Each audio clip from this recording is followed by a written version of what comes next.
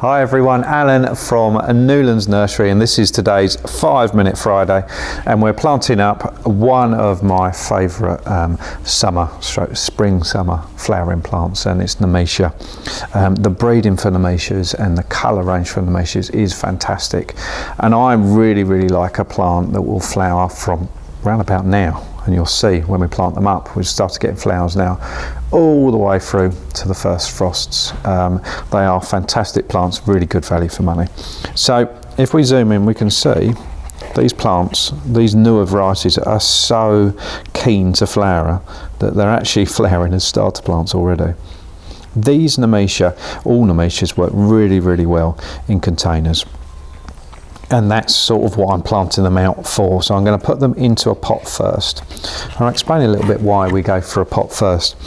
It actually is quite helpful to go for a pot first, and often you'll get to the container stage quicker if we go for a small pot. This is a 9cm pot, like 3.5 inch pot, and you can get it established in this pot quite quickly, and then move it onto a container. Plus, space is at a premium this time of year. Loads of us are sowing, we're taking cuttings, we're buying plug plants from all over the place, we're buying stuff from the garden centre, so space is at a premium. If we were to put these straight into a container, whilst they'd probably grow, they're going to take up a lot of space, and generally speaking the container you want to put them in isn't going to fit on your windowsill, and maybe you haven't got space in your greenhouse or conservatory. So I think a pot is the best way to go, and I actually think you get to the finished product, to established container, much quicker. So that's what we're going to do. We're going to pot all of these up. So all I'm going to do is I'm going to scoop out some compost. We've got 6 pots to do here. So this is from our 6 collection of Nemesia. So I'm just scooping them up, and what I'm going to do in a second is just top up the compost if needed.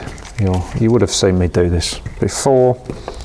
I'm going to actually tap them down and see whether we need to top them up. Okay. So what the tapping down does is it gets rid of any air gaps that you might have created in scooping them in, and you'll see, probably because we're filming it, you probably won't see it. Oh, there we go. You'll see that some of them will sink. Now that would happen if you didn't top it up. That would happen when you water it, and that's not what we want. So if we zoom in here, we can see these middle ones. Obviously once I scooped them in, you've got quite an air gap there, so we want the compost a bit higher than that. You don't normally have to tap it down a second time, but just topping it up, and you'll probably find, having watched myself back on videos a few times, I naturally do it anyway. I do it so often that it's this sort of force of habit. Okay, so we've got the compost nice and level, nice and ready to go, and then all we have to do is make a nice big hole in the compost. So if we have a look at that, you can see the nice established root ball here, and that's what needs to go in there. So we want the hole to be slightly bigger than the root ball. Sorry, I forgot what I was saying there. Slightly bigger than the root ball, just so it drops in with basically no resistance, and that's the level we want the plant to be. And you can see that is looking fantastic already. They're really, I'm so pleased and so impressed with these new Nemesias. That's fantastic. Right, okay. And then all we have to do is just repeat the process. I'm going to do one wrong as well. So let's grab this one. So this one, we don't want it sitting like that. We want the level of the compost. Let's grab another one. Put it beside so you can see. So that's the same variety, about the same size plug. We want it to sit at that level within the compost, okay? So the level of the compost is basically where it is in the plug as well. So if I did that by accident, all I then need to do is make the hole a little bit bigger and just tuck it in. Okay, as I've said before on quite a few videos, it's a nightmare for me to know whether it looks like I'm pushing them in hard. I'm not. I'm just sort of dropping them in's not quite right. There is always a little bit of resistance there. Occasionally you'll get a nice big lump of bark or something in your compost, so take that out and just tuck it in. Okay, just like that, and that's all our 6 planted up. Now these on the nursery, I'll probably start seeing roots, I would have said, in around about 4 weeks at the base of the pot, but it's going to take a good 6 weeks for them to establish nicely. At home that might be a little bit longer, but if you've got a greenhouse it'd be basically the same. But so much would depend on the weather. It's a beautiful day here today. These will be dying to grow, but if we suddenly get overcast weeks and stuff like that, it will slow the process down. So from here out, give them a nice good water.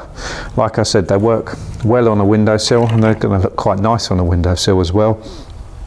Make sure it's a windowsill with a nice lot of light, because regardless, it doesn't really matter if you've got a windowsill, they're always going to grow to that window unless you've got a super light kitchen, for example. They're always going to grow to that. So occasionally what you'd want to do is just slightly turn them so they continue to grow up. So it'll grow to the light. If we have a zoom in there, so it'll grow to the light that way. Let's say the window's over here, and then all we do to encourage it to straighten up is put it that way around, so then it starts to grow back again.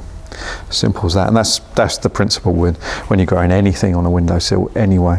Okay, so it's as easy as that. I really highly recommend Nemesias. They are fantastic. There's a massive colour range, huge colour range, so it is well worth looking them up and actually growing a few, because I think you'll really be surprised. They're fantastic plants. They're right up there for my mind for length of duration of flowering, and for how good they look in containers and how easy they are to look after, as with like geraniums, like pelargoniums. So it is well worth growing them. As always, any questions at all, get in contact. We're here to help. See you soon.